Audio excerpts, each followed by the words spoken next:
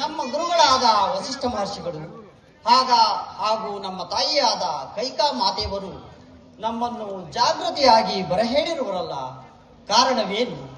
ಹೌದಣ್ಣ, ಇದಕ್ಕೆ ಏನೋ ಕಾರಣವಿರಲೇಬೇಕು. ನಡೆ, ಜಾಗೃತವಾಗಿ ಅಂತಃಪುರವನ್ನು ಪ್ರವೇಶಿಸಿ ವಿಚಾರವೇನೆಂದು ತಿಳಿಯೋಣ. ನಡೆ ಅಣ್ಣ. ಸಹೋದರ, ಇದೇನು ನಮ್ಮ ಅಯೋಧ್ಯ ನಗರವು ಇಷ್ಟು ಅಮಂಗಳವಾಗಿರುತ್ತವಲ್ಲ. ಅಮರಾವತಿಯಂತೆ ಆಹ್ಲಾದಕರವಾಗಿ ರಾರಾಜಿಸುತ್ತ ಪ್ರಜೆಗಳು ಸಂತೋಷವಾಗಿ ತಿರುಗಾಡುತ್ತಿದ್ದ ರಾಜಬೀದಿಗಳು ಇಂದು ಜನಶೂನ್ಯವಾಗಿ ಅಸಹನೀಯವಾದ ಪ್ರೇತ ಕಳೆಯನ್ನು ಅಬ್ಬಿಮಲಗಿದಂತೆ ಭಾಸವಾಗುತ್ತಿರುವುದಲ್ಲ.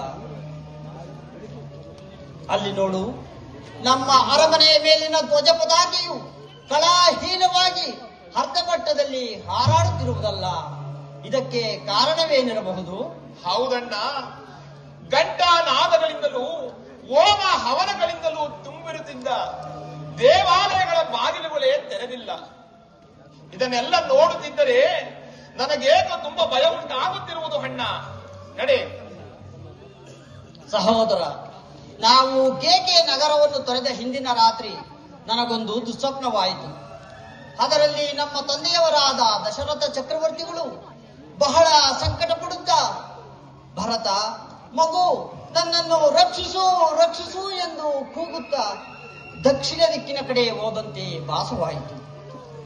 ಇದರಿಂದ ನಮ್ಮ ತಾತ ಮಾವಂದಿರು ಮಾಡಿದ ಯಾವ ಉಪಚಾರಗಳು ನಮಗೆ ರುಚಿಸಲಿಲ್ಲ. ಈ ವಿಚಾರವನ್ನು ನಿನಗೆ ತಿಳಿಸಿದರೆ ನೀನಲ್ಲಿ ಭಯಪಡುವೆ ಎಂದು ನಾನು ತಿಳಿಸಲಿಲ್ಲ. ಇದನ್ನೆಲ್ಲ ನೋಡುತ್ತಿದ್ದರೆ ನಮ್ಮ ಅಯೋಧ್ಯೆಗೆ ಭರಿಸಲಾರದಂತ ನಷ್ಟವುಂಟಾದಂತೆ ಭಾಸವಾಗುತ್ತಿರುವುದು. ಹೌದಣ್ಣ, ನಿನ್ನ ಮಾತು ನಿಶ್ಚಯ.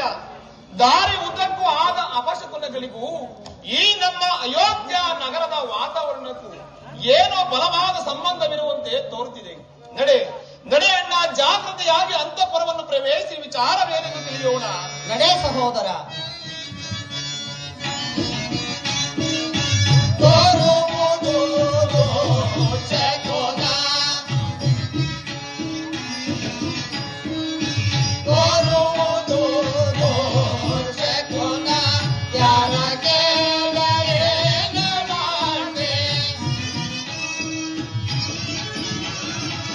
ಯಾರಗೆ